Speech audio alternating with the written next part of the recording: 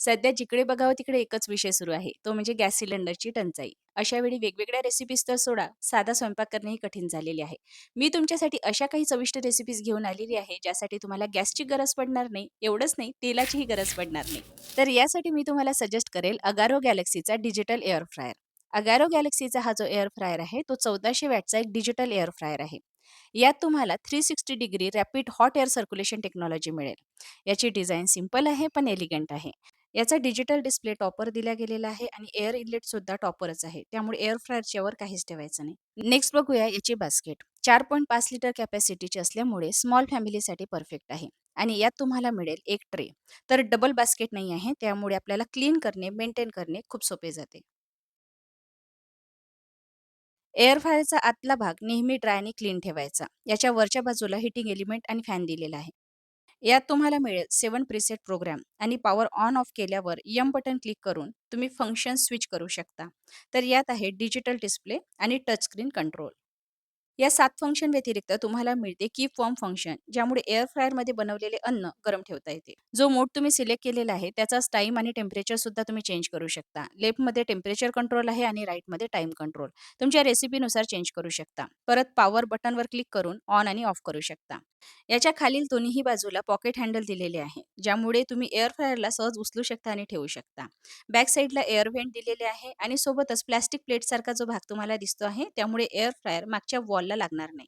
हा आहे याचा 16 अँपिअरचा पॉवर प्लग. चला आता या एअर फ्रायरमध्ये काही चविष्ट रेसिपी बनवूया. समोसा. डायरेक्टली तेलामध्ये तळला तर भरपूर तेलही पितो, गॅसही जळतो आणि आरोग्यासाठी चांगलाही नसतो. ट्रे ठेवण्याआधी मी इथे सिल्वर फॉइल पेपरही टाकलेला आहे, म्हणजे आपला एअर फ्रायर खराब होणार नाही. या ट्रेला थोडं तेल ब्रश करून घ्यायचं. समोस्याला सुद्धा मी थेंबर तेल ब्रश करून घेतलेलं होतं. बस ही बास्केट आपल्याला एअर फ्रायरमध्ये ठेवायची आहे. पॉवर प्लग ऑन करायचा आणि पॉवर ऑन ऑफचं बटन ऑन केल्यानंतर तुम्हाला इथे टेम्परेचर आणि टाईमसुद्धा दिसतो आहे. आपल्याला इथे टेम्परेचर जे आहे ना, ते 200 डिग्री सेल्सिअस आणि टाईम ठेवायचा आहे 15 मिनिट. एअर फ्राय करून झाल्यानंतर बंद झालं की 5 व्हिसल देणार आणि त्यानंतर आपण एअर फ्रायरमध्ये जे अन्न शिजवायला ठेवलेलं आहे, ते बाहेर काढू शकतो. बघा. समोस्याचा रंग मला थोडा फिका वाटत होता. त्यामुळे मी परत एअर फ्राय करायला ठेवलेला आहे. तुम्हाला जर वाटत असेल तर थोडं तेल ब्रश करू शकता.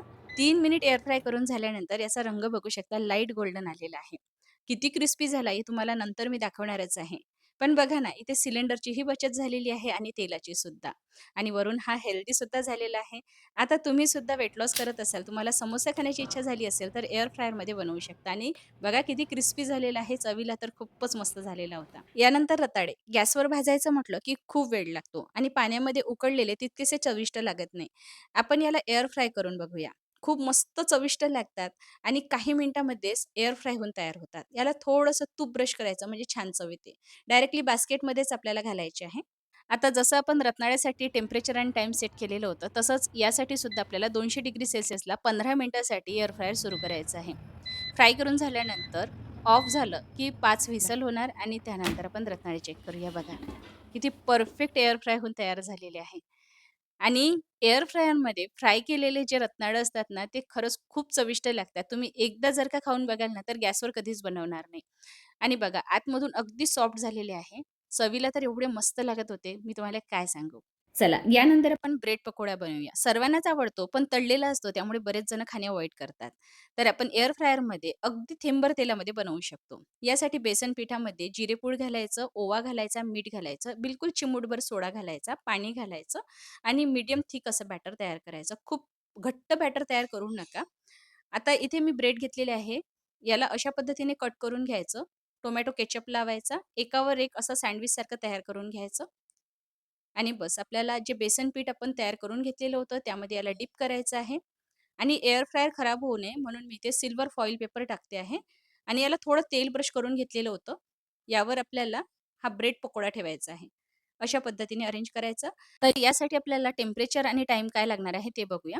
तर इथे आपल्याला 185 डिग्री सेल्सिअसला 12 मिनिटासाठी याला एअर फ्राय करायचं आहे आणि बघा 12 मिनिटांमध्ये आपला ब्रेड पकोडा थेंबर तेलामध्ये बनवून तयार झालेला आहे. आता तुम्हाला जर अगदी कोरडा-कोरडा असा ब्रेड पकोडा आवडत नसेल, तर थोडंसं तेल ब्रश तुम्ही करू शकता.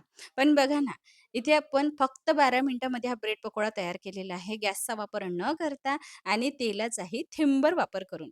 आता पिट्ट्या. जे आपण डायरेक्टली तेलामध्ये तळतो. यामुळे बिट्ट्यांच्या आतमध्ये भरपूर तेल जातं, जे आपल्या आरोग्यासाठी चांगलं नसतं आणि गॅसही खूप जळतो. पण एअर फ्रायरमध्ये काही मिनिटांमध्येच एअर फ्राय होऊन तयार होतात आणि तेही थेंबभर तेलामध्ये. थोडंसं तेल ब्रश करायचं. एअर फ्रायर आपल्याला सुरू करायचं आहे. 180 डिग्री सेल्सियसला 20 मिनिटामध्ये आपले एअर फ्राय होऊन तयार होतील. आणि बघा ना, तेलामध्ये तळल्यानंतर जेवढा परफेक्ट क्रिस्पीनेस आणि कलर येत नाही ना, तेवढा एअर फ्रायरमध्ये येतो. तर बिट्ट्या तळण्यासाठी एअर फ्रायर तर बेस्ट आहे. विदर्भ म्हटलं, की बिट्ट्या आणि वांग्याची भाजी तर बनायलाच हवी. या बिट्ट्या बघा तुम्ही आतमधून सॉफ्ट आहे आणि वरून परफेक्टली क्रिस्पी झालेल्या आहे. तेलामध्ये एवढा परफेक्ट क्रिस्पीनेस येत नाही आणि खूप जास्त कडकसुद्धा होतात. तर तुम्ही अशा पद्धतीने एअर फ्रायरमध्ये या तयार करू शकता. यानंतर पुऱ्या. यासुद्धा आपण डीप फ्राय जेव्हा करतो, तेव्हा खूप तेलकट होतात, जे आरोग्यासाठी अजिबात चांगलं नसतं. तर आता तुम्हाला जर एअर फ्राय करायचं असेल, तर उकळत्या पाण्यामध्ये फक्त 1 मिनिटासाठी याला उकळून घ्यायचं किंवा तुमच्याकडे जर केटल असेल, तर त्यामध्येही उकळू शकता. आता याला आपल्याला बास्केटमध्ये ठेवायचं आहे. तर पुरीला एअर फ्राय करण्यासाठी 200 डिग्री सेल्सिअस तापमान लागतं आणि 4 मिनिटामध्ये पुरी जी आहे ना, ती फ्राय होऊन तयार होते. बघा, किती टम्म फुगलेली पुरी तयार झालेली आहे. तेलामध्ये आपण तळतो, अगदी जशीच्या तशी पुरी इथे आपण तयार केलेली आहे. तेही तेलाचा अजिबात वापर न करता. पुरीसाठी तर तेलाचा वापर अजिबात करावा लागत नाही. बघा, किती मस्त फुललेली आहे.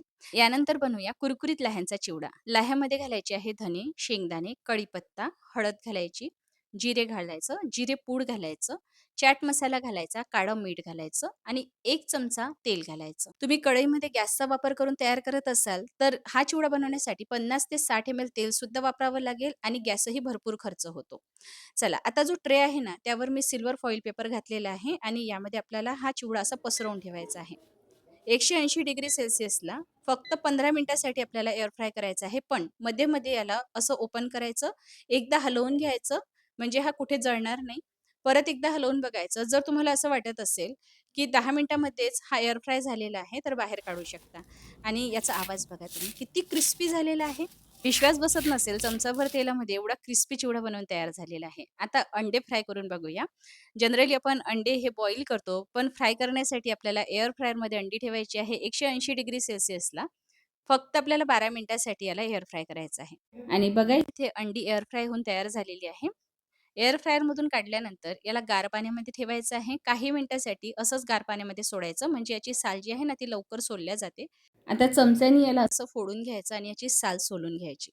मी तुम्हाला कट करून सुद्धा दाखवते. बॉईल केलेल्या अंड्यापेक्षा एअर फ्राय केलेली अंडी जास्त चविष्ट लागतात. अगदी जशी आपण करीमध्ये फ्राय करून तयार करतो ना, तशा पद्धतीने. अंडी बघा इथे एअर फ्राय करून तयार झालेली आहे. आता एअर फ्रायर वापरून झाल्यानंतर स्वच्छ कसा करायचा? पूर्णपणे गार झाला, की याचा ट्रे बाहेर काढायचा. एका कोरड्या कपड्याने तुम्ही हा ट्रे पुसू शकता किंवा खूपच खराब झालेला असेल, तर डिशवॉशर बारने स्वच्छ करता येईल. आणि हा जो आतला ट्रे आहे ना, यामध्ये बघा किती कचरा पडलेला आहे. तर आपल्याला असं कोरड्या कपड्याने याला पुसून स्वच्छ करायचं आहे. परत वापरण्याआधी तुम्ही सिल्वर फॉइल पेपर घालून वर तुम्ही हा ट्रे ठेवू शकता. आणि हा जो आतला भाग आहे ना, इथे सुद्धा भरपूर कचरा पडलेला आहे. हा सुद्धा असा कोरड्या कपड्याने पुसून घ्यायचा. आता तुम्हाला सुद्धा हा एअर फ्रायर ऑर्डर करायचा असेल, तर डायरेक्टली Amazonवरून ऑर्डर करू शकता किंवा डिस्क्रिप्शन बॉक्समध्ये मी लिंक दिलेली आहे.